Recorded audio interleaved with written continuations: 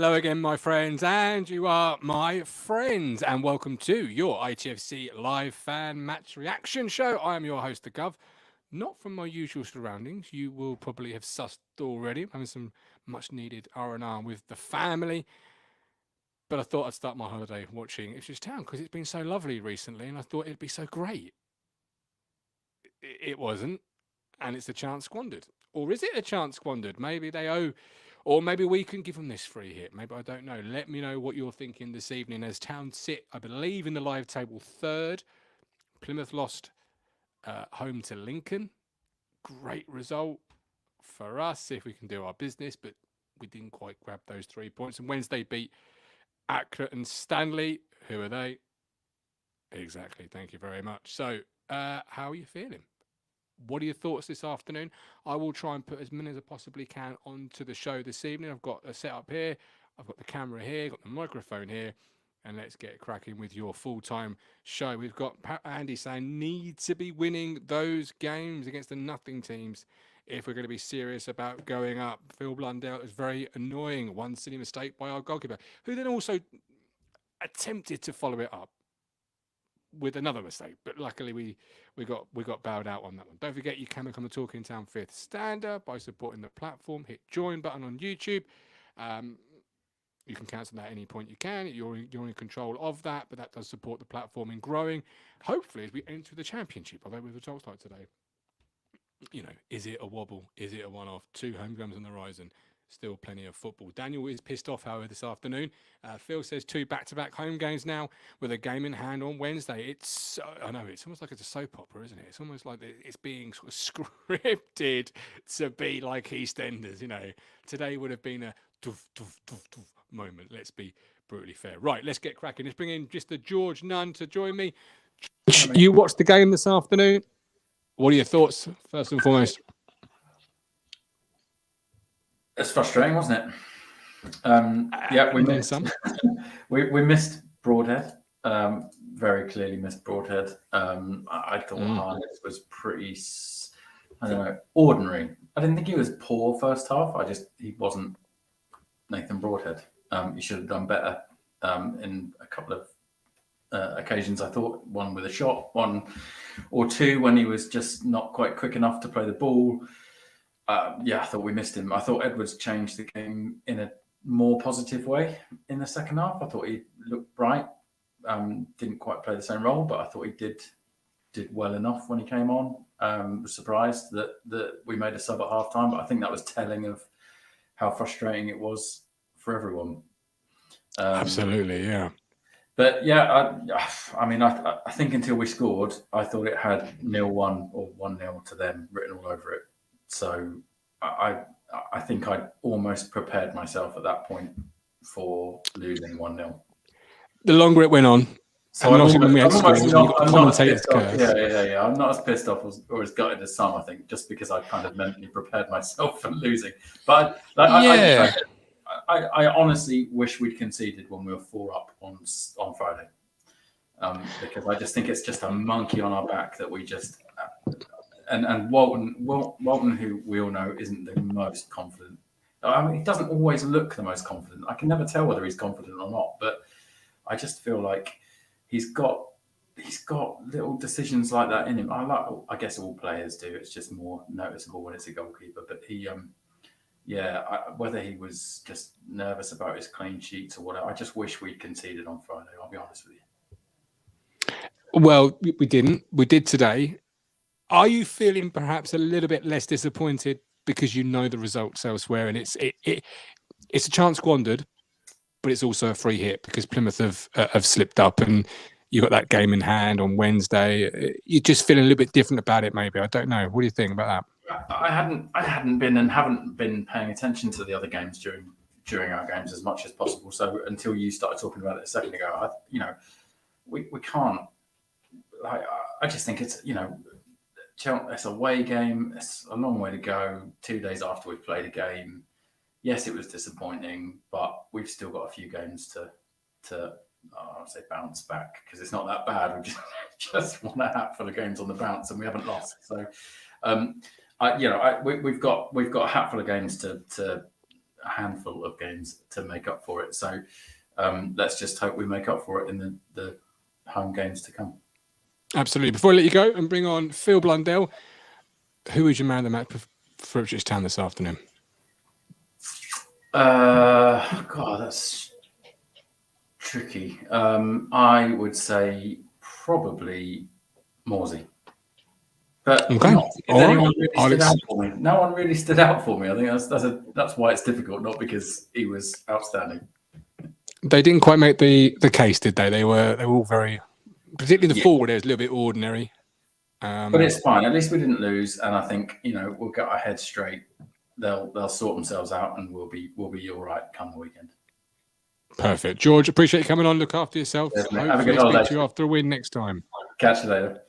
Catch you later. For those wondering, I'm not in my normal settings. No, as Billy has just said in the chat, I am enjoying some much needed R&R of the family. But of course, Ipswich Town and the platform always come first. So here I am delivering. Phil, welcome in. I'm delivering, I hope. They didn't this afternoon.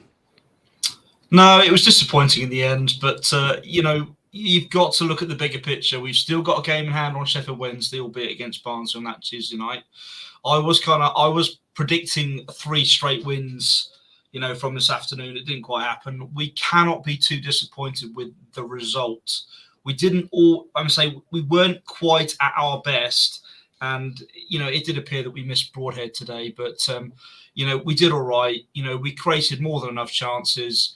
If Harness had tucked that one away in the first half, then it would have been a different outcome. I predicted that we would actually concede this afternoon, and we did. Begrudgingly, it was from an unlikely mistake by Walton, who had a bit of a rash moment in my mind. Just sort of, didn't he? Really, if he punched it, we'd be sitting here probably with a 1-0 win.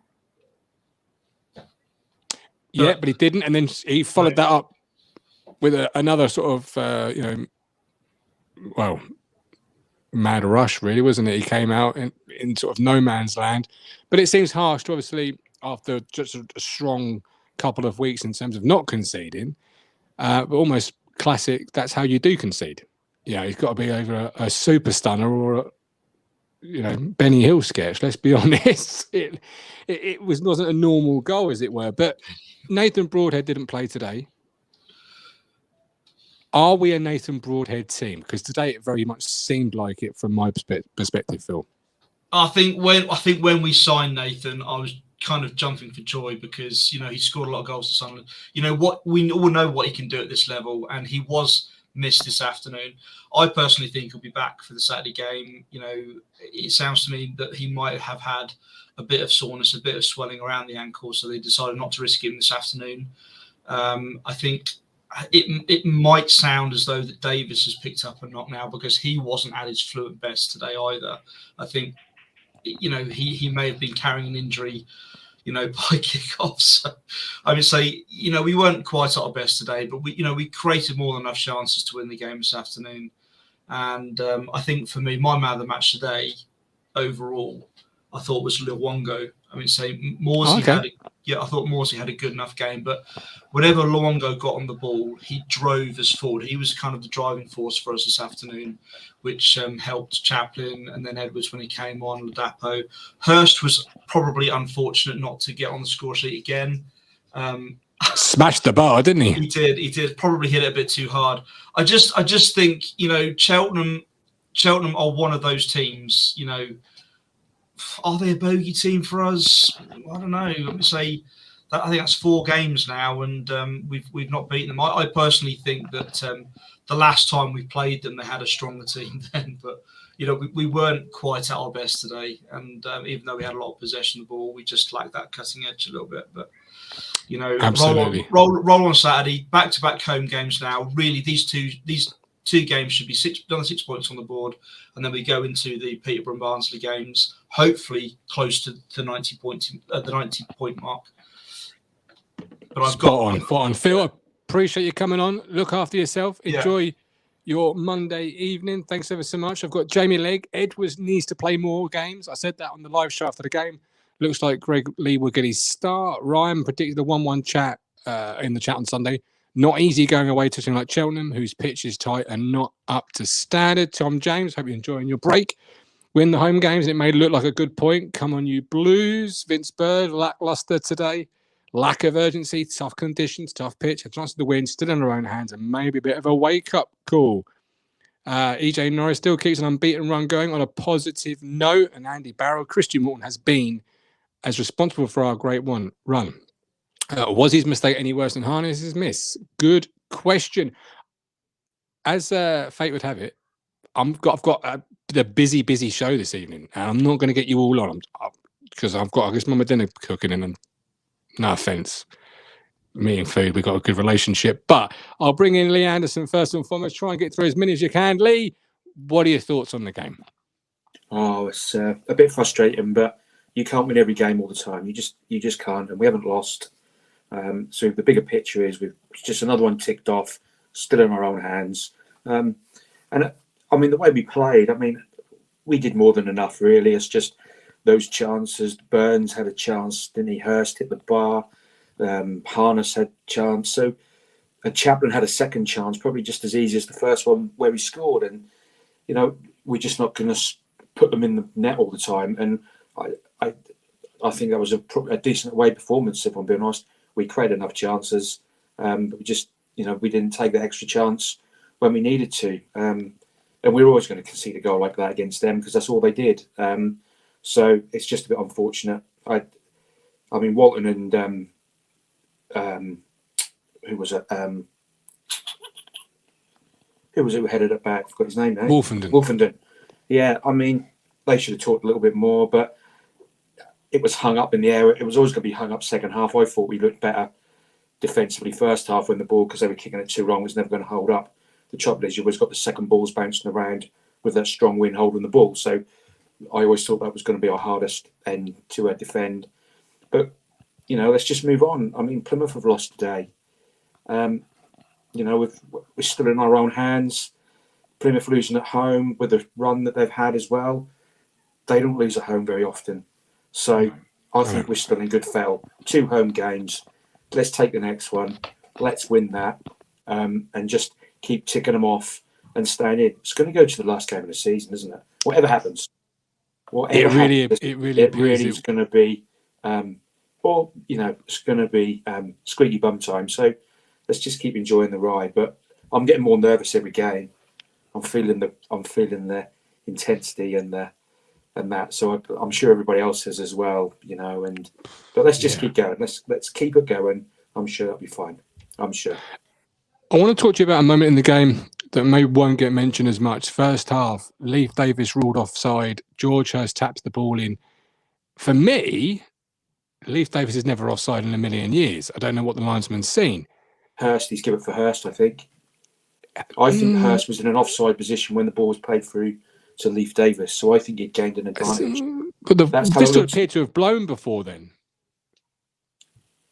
Well, and the position of the free kick. But either way, George Hurst to me again is not offside. I don't see an offside there. Is my question to you? Yeah, I just thought I thought he was ahead of the defender when the ball was played through to Leif Davis. And I'm not understand that rule fully, but Hurst is ahead of the defender in an offside position and has gained an advantage when the ball was put through. So I think as soon as that ball went across the box, that's when the whistle went. I think that's how I remember it. And I remember seeing the replay, and there was a shadow from the stand, that really big stand at the back behind that goal, and I think he looked level. I think as that cross came in, but I think he was off. He hadn't got himself back on side. I think he'd gained an unfair advantage. Maybe that's something. I think it was given for Davis, particularly with the flag position, as Lee says here. Oh, right. Yeah, if that is. But it's just a few decisions today. Where did you feel they could have gone either way, or they could have gone no way, as in like panicky? How did you see the referee's performance today? I don't think he did a lot wrong. There's nothing there that stood out to me to think, oh my God, he's been absolutely dreadful. I don't think he got a lot wrong. But don't forget, the referee's not going to give that offside, is he? It's going to be the linesman. No. It's a match fixing crew, as it were. So before I let you go, your man of the match, please, Lee. Oh, Yeah, man of the match. Man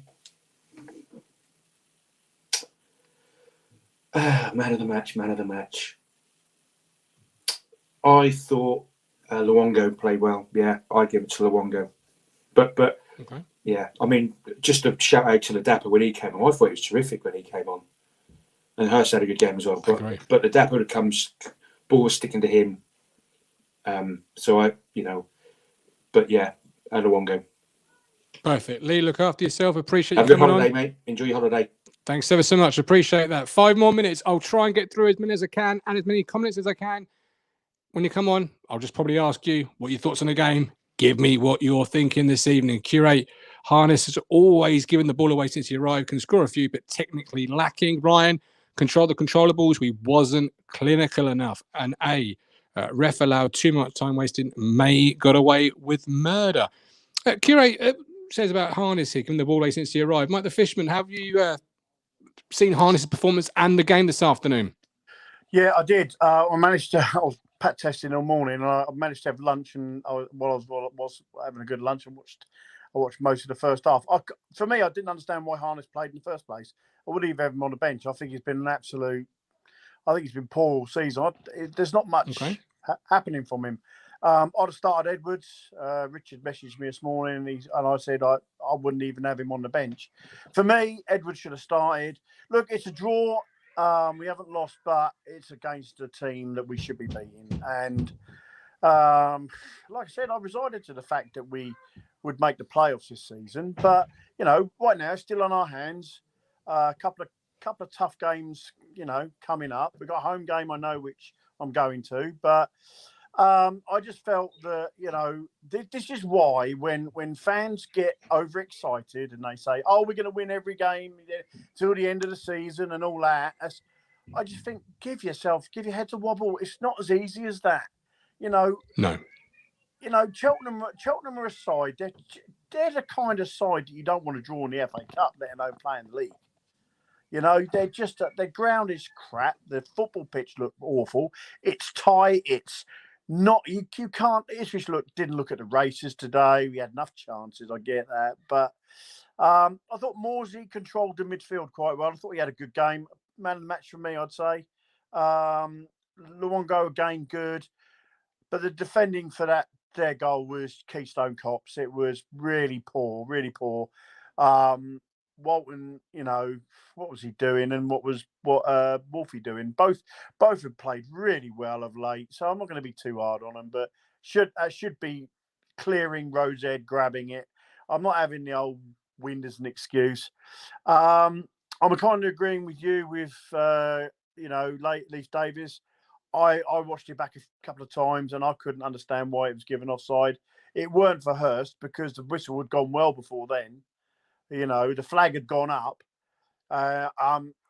pretty much as soon as Leif Davies got it. So they've obviously given it for him. At the end of the day is, let's not get too down about it. Am I gutted? Yeah. Am I a bit pissed off? Yeah. But we haven't lost. We've been on a great run. Let's go to the game on Saturday, home game. Let's get 3 points there. And win as many as we can to the end of the season. Who knows where we end up? But let's not give it this, we're going to win every game at the end of the season, because as proven today, we're not going to do that. So let's just win as many as we can. Perfect. Mike, before I let you go, I want to ask you one question that has come into the chat by Ryan Sherman. He says, one thing I don't like is the stupid Davis for Donatian sub, and it's not the first time it's happened. I happen to agree with Ryan. Davis is statistically one of the best fullbacks outside the Premier League. He obviously can create from set pieces. He's like your top goal scorer in the sense of, if you're going to create a chance, it's probably going to come through him. If you're going to score a goal, it's going to be through Connor Chaplin. So both stand the pitch, providing they're both fit enough for me. How did you see that sub? Again, a strange one. I mean, you've got Greg Lee. I mean, it's round pegs in round holes, isn't it? Surely. I know that Clark can come over to this left-hand side, but I mean, Leif David. I mean, Greg Lee. I thought he was brilliant last time he played. But, he was, yeah, for sure. I don't understand that. Again, like I said, Definitely. Sometimes Kieran McKenna kind of gets it right, and most of the time he does. But today, I felt it was a couple of like I said, the Harness. I wouldn't have started with him. He's not been great for us. Edwards for me all day long and twice on Sundays, as we say. And the only reason I bring on Donasian is if we're winning the game, we need to just sort of, relieve a little pressure on that right-hand side. Clark's been brilliant. So, yeah, it was a strange decision. Perfect. Mike, look after yourself. Enjoy All the your best, guys. Monday evening. All the best, my man. We've got Chris Boyd. We've taken 31 of 39 points on offer. It's a slip, but after that run, you have to give him a little leeway. You need to take revenge on Charlton. It was that result that started mid-season wobble. And Lewis O'Connor, Harness not taking that early chance was criminal. Got to at least hit the target. Mike D, Jackson Donasian on the right. We need a goal is a farce. Nick Miller, Plymouth lost could be worse. Good point. Yeah. Ryan says Dave wasn't injured. It's a sub. McKenna has done more than once. Steve, I'll bring you in. We'll finish with you. Thank you for joining me, my man. What are your thoughts this evening following Town 1, Cheltenham 1, Town now in third, Plymouth losing, Wednesday winning? Chance squandered, or, as people have said tonight, just take the foot for the gas? Yeah, I suppose in a way it was a bit of a chance squandered, wasn't it? Plymouth getting a good result for us. Could have gone top of the league, but there were times sort of fairly recently, I suppose, I would have been a bit down after that one and a little bit angry. I am down about it because, you didn't win, but, it could be a lot worse. Like I say, still feeling positive. Tricky place to go, tricky conditions. I thought it was disappointing, but it could be a lot worse. Yeah, certainly Lincoln beating Plymouth has made that blow that, a little bit less. It's just that opportunity to have gone into the top two, not in top two, but sitting top with the game in hand, a point above Plymouth. You then sort of had a bit of destiny on both teams for, 10 minutes, which would have been a really good position to be in, wouldn't it? Yeah, absolutely. I was getting quite excited because at one point, we were top of the league. Obviously, Wednesday doing. Yeah, it was. Well, they're back to the best apparently. We're top of the league on goal difference. Think it was all looking rosy, and then saw that flash up on the screen.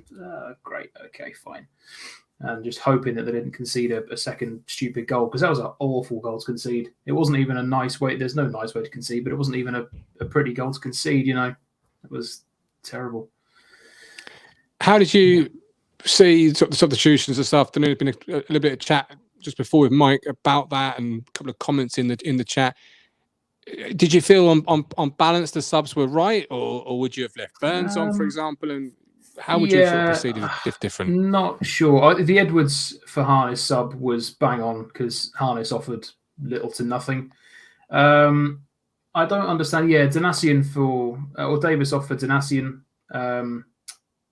Don't understand, to be honest. Not 100% sure on the subs. I think it sort of slowed the game down a little bit, took a bit of momentum out of it. You're chasing a goal, certainly late on. I don't know. I'm a bit baffled after that one. McKenna's usually pretty good with his subs, but that one, it did sort of throw me a little bit, to be honest with you. And a minute left of the show. We've got through a show without me being in my natural habitat. I'm so delighted, let me tell you. But we are back tomorrow. Well, I'm not back. I'll be producing from behind the camera. But the boys are back, Matt and Rich, 8:30 for more further reaction. Rich was there today, so obviously we can get that first-hand account. Looking forward to hearing what the two boys are going to say and how they feel on it, giving their hard truth as they always do. You can also support the platform by hitting the join button or going to Ko-Fi. You get access to the Discord, which I'm sure will be really busy this evening. Jacob in detail said, I hope Broadhead is back for the Charlton game, as do I. How do you see that Charlton game going, Steve? Is it a must-win? Is it a mustn't lose?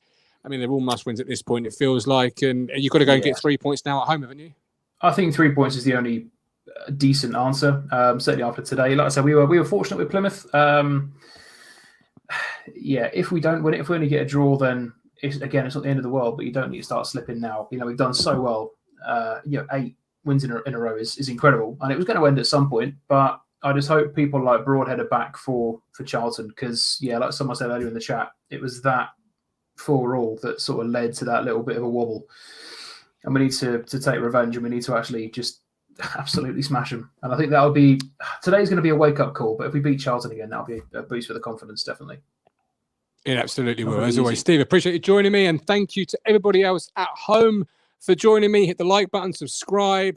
You know what to do by now. Town has squandered the chance to move into the top 2, but also sit top with Plymouth losing, Wednesday winning against Accrington at home, but it's still all to play for. And if it was a soap opera, I'm sure you'd be hearing doof, doof, doof this evening. But instead, here's our outro music. We'll see you tomorrow at 8. You make me smile when I think of you. If I am down or when I am blue, I can't get enough. You make me happy, I feel so fine. Oh, how I wish that you were mine. I can't get enough.